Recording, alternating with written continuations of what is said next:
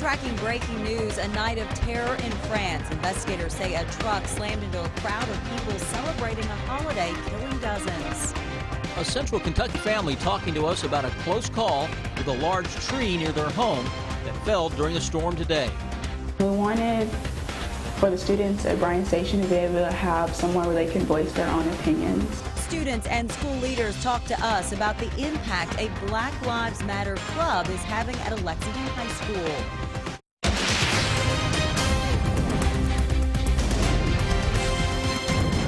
WKYT News starts now with breaking news. Good evening to you. It was supposed to be a night to celebrate a holiday in France. Instead, investigators say at least 80 people are dead in what's being called an apparent terror attack. They say a truck slammed into a crowd of people gathered on the sidewalks in the resort city of Nice. First, a warning, you may find some of this video disturbing. Mark Albert has the breaking details. Chaos and terror in the streets of Nice. Police chased a white truck after it plowed into a crowd celebrating Bastille Day. You can hear police firing their guns, trying to stop it. The regional government says the truck was loaded with guns and grenades, and that the driver opened fire into the crowd Thursday night, leaving dozens of bodies strewn along the roadway. Hundreds of people ran, screaming in horror and racing for safety after the truck drove through crowds for more than a mile before police shot the driver dead. In the aftermath, personnel in camouflage carrying rifles stood guard around the sprawling crime scene as Paris anti-terror police investigate. French President Francois Hollande returned to Paris from a trip to the south of France following the attack and immediately met with his crisis team. President Obama condemned what he described as an apparent terror attack. U.S. intelligence officials tell CBS News the incident appears to be deliberate, but say it's too early to tell who's involved. Mark Albert, CBS News. And tonight, Republican presidential candidate Donald Trump announced on Twitter that he is delaying the announcement of his running mate following that deadly attack in France. The announcement was scheduled for 11 tomorrow morning in New York. Trump has not said when it would be held. Sources are telling CBS News that Trump will select Indiana Governor Mike Pence as his running mate. But Trump insisted during an interview on Fox News Channel tonight that he has not made a final decision. Now to the weather. Rounds of strong and even severe storms rolling through parts of the bluegrass earlier. But it looks like things are much calmer tonight. Chief Meteorologist Chris Bailey joins us now with an early look at your forecast. That's some good news there, Chris. Yeah, much better looking Defender radar network late this evening compared to where we've been over the past couple of days. Mainly dry skies across the entire region this evening. Get into southeastern Kentucky. Really the only game in town with some thunder and lightning showing up from the Big Sandy Valley back through Salyers and Jackson. Bluegrass region, not a whole lot out there. Got to watch for a little patchy fog, though, as we make our way through the rest of the overnight. We are noticing a little bit of cloud cover that's out there, and I wouldn't be surprised if we don't crank out one more little round of some showers and thunderstorms. Shouldn't be anything severe or even strong heading into the overnight, but the potential is there to hear some raindrops coming up later tonight, especially since we are still in advance or out ahead of a cold front that is off to our west. That front will slowly make its way toward the region as we go through the next couple of days. That future radar is indeed trying to pick up on a couple of scattered showers and thunderstorms, but you notice as we go into the middle of the day tomorrow, we're not seeing a whole lot of action that is showing up. But because that front gets in here, it's a tricky call to start the weekend. Let you know what I mean by that as we track a stalled out boundary with your new hour-by-hour forecast. I'll see you at 11:13. We will see you then, Chris. Thank you. Storms that moved across the state late this afternoon did cause damage in parts of central Kentucky. In Danville, some large trees fell, and as Garrett Weimer tells us, one of them caused some frightening moments for a family. He continues our First Alert weather team coverage. Mike and Barbie Halchin weren't home when the storm came through, but when a tree in their front yard snapped in half, it didn't take long for them to start hearing from their neighbors. My neighbors had texted me pictures, and I got all nervous and upset, and I come straight home and called Mike at work and told him he needed to come home to be with his family because I was so scared. The tree fell on a power line in front of their home and thankfully didn't damage their house. This is unreal. It's an unreal mess. Crews spent the evening trying to get the tree off the power line and turn the electric back on. Watching them work, the Houchins realized it was a close call for them. We could have lost everything we had. The homeowners here say the tree was beautiful and they loved having it in their yard, but now they're just glad it didn't hit the house. I'm thankful it fell the way it did, because if it had fell the other way, it could have killed our little dog in the house and tore our house up pretty bad. The Houchins say family members plan to help them chop up the wood and use it for firewood this winter. In Danville, Garrett Weimer, WKYT. In West Virginia, investigators say flash flooding tonight killed at least one person. They say a woman died in Cabell County, which is not far from the Kentucky state line, and some people had to be rescued when water swamped their homes in the Huntington area. They have waited 22 years for justice, but family members of two people murdered in Pulaski County say they're not giving up hope.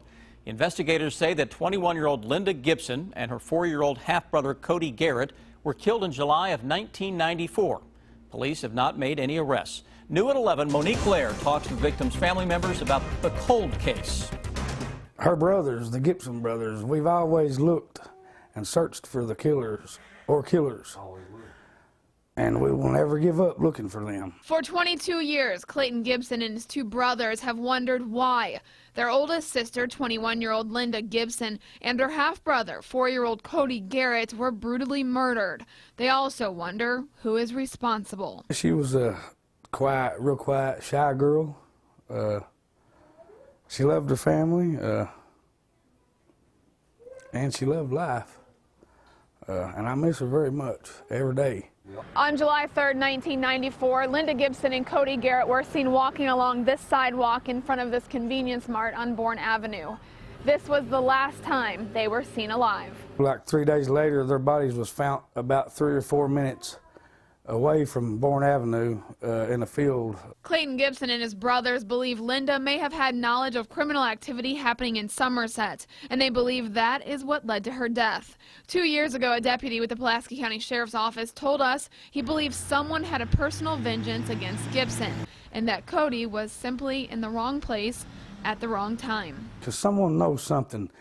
Someone knows who done it. Now all the Gibsons have left are pictures and hope that one day justice will be served. Never give up, never, never. In Pulaski County, Monique Blair, WKYT. The Gibson brothers say they are hopeful because recently Pulaski County Sheriff Greg Speck personally reached out to them to talk about the case. Last night at 11, we told you about a Black Lives Matter sign at Bryan Station High School that raised some questions on social media. School leaders told us it belongs to a Black Lives Matter club at the school. Today, Fayette County Superintendent Manny Kalk said the club has been a positive influence at the school. And new tonight, Sabira Rayford talked to one of its members. Of course, all lives do matter, but right now we're focusing on the Black lives because they're being taken very rapidly. Nadria Lavizio says the Black Lives Matter Club at Bryan Station High School has been around for 6 months. And this is the talent show I was telling you about. These are all the She says the club has sponsored many different events to promote expression and diversity at Bryan Station. I wanted for the students at Bryan Station to be able to have somewhere where they can voice their own opinions. But that sentiment is not shared by everyone. A picture of the sign that displays the club's name in the school received a lot of backlash after it was posted to Facebook. Some people commented on our Facebook page saying the club excludes people who aren't black. Lavizio says that's not the case. We have white people, of course, and there is blacks. There's we have interracial couples in there, and we have people that are Muslim in our group, like a lot of people from different backgrounds. A news release from the school mentioned that the principal here was initially hesitant about the group's name, but after working with the founders and learning more about the group, he decided to approve it. They came to the school administration and said, hey, we recognize that there are some disparities and there's patterns of that disparity. Instead of admiring the problem, we want to take action and engage in constructive conversations to have strategies to leverage those to improve that outcome so that we have a more fair and equitable school. Who could be against that? The group says they have no plans of changing the name. In Lexington, Sabir Rayford, WKYT. We reached out to a couple of people who expressed concerns about the club. They didn't want to go on camera, but one woman says she plans to set up a meeting with Superintendent Kalk. More help arriving today as the search for a missing Northern Kentucky couple continued.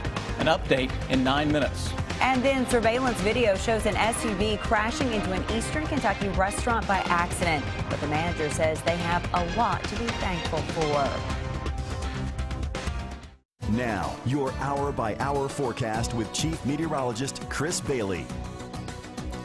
Well, it's been another soggy week across central and eastern Kentucky. Wish I could kind of wrap up a week and say something a little different than that. But we look back at the rainfall totals from the past few days, and we've got pockets of an inch, 2, or local 3, depending on where you are across central and eastern Kentucky, western parts of the Bluegrass State. Some areas better than 3, 4, 5, 6, 7 inches of rain so far on the day. Northeastern Kentucky into parts of West Virginia, again, flash flooding this evening. What we're left with on our Defender radar network is a calmer atmosphere, but it is still one that has enough juice to spit out another shower or a thunderstorm tonight. From parts of Paintsville through Salyersville, Jackson, get into central Kentucky, not a whole lot out there, though we're watching a little increase in some rain showing up around Bowling Green, and that's a little boundary that I'm picking up on that is going to try to work its way toward the east, and it may fire up another shower or rumble of thunder tonight. Nothing to get worried about in terms of severe weather. Cold front is off to our west. Behind that front is actually a little better brand of air. It's 58 degrees right now in the UP of Michigan. So it does have some very chilly air behind it. Problem is that's aimed more toward the east. It's not going to fully drop in here. Back edge of that front already putting the brakes on, and that could lead to at least some more scattered stuff over the next couple of days. Late evening thermometers, mainly low 70s most areas. High humidity is out there. Right now, Lexington, 73 degrees. Winds are still from the south at 6 miles an hour. So as we make our way into the day tomorrow, you've got temperatures low 70s in the morning. Watch out for some fog that can be around. And at any point tomorrow afternoon into the evening, it's steamy and that can produce a shower or a thunderstorm. Nothing that is terribly widespread, but we'll keep an eye on a late day thunderstorm or two. Here's the hour-by-hour breakdown. We're going to take you through the entire weekend with this. Buckle up. Let's get after it. 7 o'clock in the morning, low 70s. Noontime, upper 70s, low 80s. We'll break out into sun tomorrow afternoon, mid and upper 80s, though it's going to feel hotter than that. And with a front on top of us, watch for a broken band of some thunderstorms to go up late afternoon into tomorrow evening as that front makes its way toward the south and southeast. Wherever it puts the brakes on, still going to deal with some showers and thunderstorms. Chances are a lot of that maybe across the volunteer state of Tennessee. Tennessee's been a lot drier than Kentucky so far this summer. They can have the rain. Around here, the farther south and southeast that you live on Saturday, the better the chance of getting in on some showers and storms. Obviously, the farther north you live, the better the chance you get in on a better Saturday afternoon. Most areas should get in on better weather for the day on Sunday. Mid and upper 80s, humidity levels will be lower compared to where we are right now. Then as we go into Sunday evening and Monday morning, how about we start a new work week with some more thunderstorms, diving in from northwest to southeast, and that will be a trend that takes us into the middle of next week. Even when we try to break out of this pattern, we can only do it for about a 2-day stretch at a time. Wouldn't be surprised if we aren't talking about some strong storms again later Monday, Tuesday, and Wednesday of next week. At least we have a mainly dry weekend. Those storms just have a hold on us and won't let go. No, it's been that way pretty much all summer. 4th consecutive summer. It has done nothing but storm around here. Come on Sunday, you right? Gotta do better, Mother Nature. Yes. Thanks, Chris. It was opening night of a Lexington production of a classical musical. Why organizers say it's fun for the whole family in 8 minutes. Keep up with the latest news on WKYT.com. Join the conversation on Twitter and become a part of the WKYT Facebook family. Today, some specially trained dogs helped in the search for a missing Northern Kentucky couple. Robert Jones and Crystal Warner were last seen leaving a Washington County cabin on July 3rd. Police say they were murdered and later charged Craig Pennington with a crime. The nonprofit group Kentucky Canine brought in some search dogs today to look around the cabin for any clues. When the family contacted us, I knew immediately about the case, and my heart went out to them, and we said we'd be happy to help in any way that we can. While the couple's remains haven't been found, police say they found the couple's car abandoned in Georgetown a few days after they disappeared. The couple lived in Florence. New tonight, the Kentucky Department of Fish and Wildlife is investigating a possible drowning in Grant County. Search crews were called to Williamstown Lake this afternoon, but they have not released any details about the missing person. New tonight, an eastern Kentucky restaurant is reopened 2 months after an SUV caused extensive damage there. Surveillance video showing the vehicle crashing into a subway in the McDowell community of Floyd County. A manager of the restaurant was standing outside at the time and was hit by the SUV as well. She suffered a fractured nose and toe and needed stitches. But she's recovered and has gone back to work. No one else was seriously injured. The crash caused thousands of dollars in damage. It took out the doors, it took out our sandwich units, our ovens, the next wall it damaged it, and some tile on the floor. Investigators say the driver of the SUV hit the accelerator by accident while trying to park. New tonight, a Kentucky state senator has been invited to speak at the Republican National Convention next week. The Kentucky Republican Party says that Senator Ralph Alvarado of Winchester will speak at 9 on Wednesday night. U.S. Senate Majority Leader Mitch McConnell of Kentucky is also scheduled to speak at the convention. It is a summer tradition here in central Kentucky, and tonight the annual Lexington Lions Club Bluegrass Fair kicked off at Masterson Station Park. As always, the fair includes rides, shows, and plenty of food. The fair continues through Sunday, July 24th. A Lexington woman will be featured in the next issue of People magazine. Carol Mullins is among those profiled for losing 100 pounds or more. She's the woman on the left on the cover. Mullins says she lost weight after being diagnosed with diabetes, high cholesterol, and high blood pressure. She credits Weight Watchers and kickboxing for helping her lose the weight. The issue goes on sale tomorrow. A spoonful of sugar makes for a sweet treat at the Lexington Opera House this weekend. The Lexington Theater Company kicking off its production of Mary Poppins tonight. The show features many songs from the classic 1964 Disney film, as well as new music written for the 2006 stage version. And the show seems to have something for everyone. So thrilled for our young people, maybe even for their very first time seeing a musical. We'd love to have them come out and experience Mary Poppins with us. It's great for the whole family. I think it will be wonderful for the children, but also I think many adults are going to have their hearts warmed by the story. Including the adult sitting next to me. Mary Poppins continues this Sunday at the Lexington Opera House. This kid at heart is so excited to see it on Saturday. I can't tell. Just ahead, Tennessee remembering Pat Summits. A memorial tonight in Knoxville. Mickey DeMoss, former UK coach, was among the speakers. And the Cats getting a little more respect from the media around the Southeast. Sports is up next. Stay with us.